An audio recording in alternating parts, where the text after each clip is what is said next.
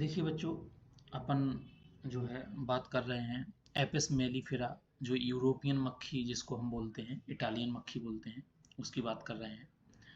तो यह मक्खी सबसे पहले 1962 में नंगरोटा मौन पालन केंद्र, जो उस समय पंजाब में था, अब हिमाचल प्रदेश में है, वहाँ पर पाली गई थी।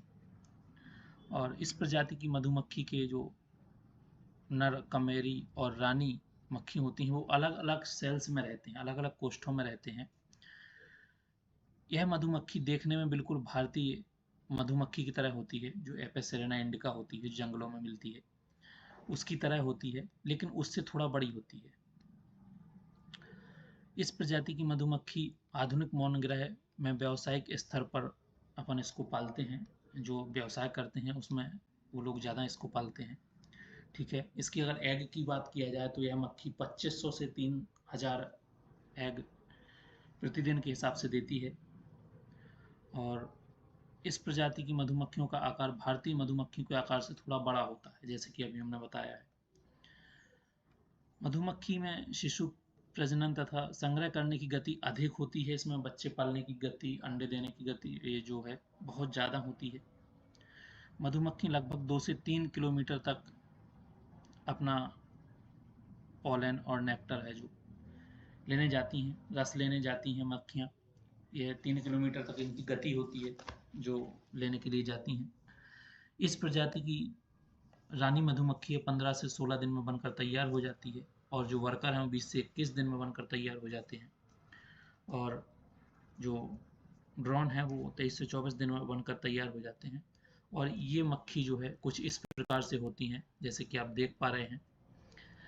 तो ये इसका एडल्ट है जो ऊपर की तरफ आपको दिखाई दे रहा है, और ये जो है अपने फ्रेम दिखाई दे रहे हैं जिसमें क्वीन, वर्कर और ड्रोन तीनों होते हैं।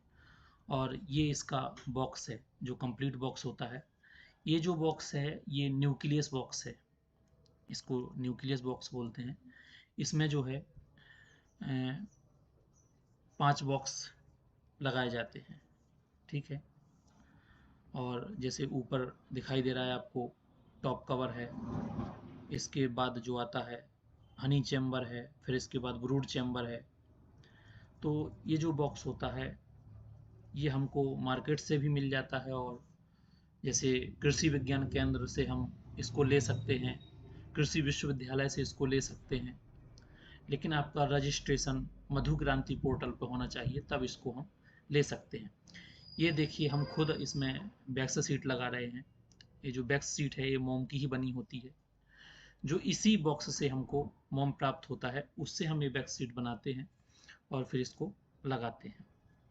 बहुत सारे नीचे देख पा रहे हैं आप, बहुत सारे जो हैं न्यूक्लियस बॉक्स रखे हुए हैं, और यह मधुमक्खी पालन किया जा रहा है। इसके बाद अपन देख पा रहे हैं कि मधुमक्खी पालन के लिए हमें फूल की बहुत ज़रूरत होती है, जिसमें हम फूल में हम सबसे ज़्यादा सरसों को यूज करते हैं। इस प्रकार से कुछ मधुमक्खी पालन में मधुमक्खियों के छत्ते को हम डिवीजन करते हैं, और दिसंबर से लेकर यानी 15 दिसंबर से लेकर फरवरी तक हम मधुमक्खियों के जो नई रानी मक्खी हैं वो बनाते हैं, क्योंकि उस समय जो फूल की संख्या होती है बहुत अच्छी मिलती है। फूल जो है, रस है, मधुमक्खियों को बहुत अच्छे से मिलता है।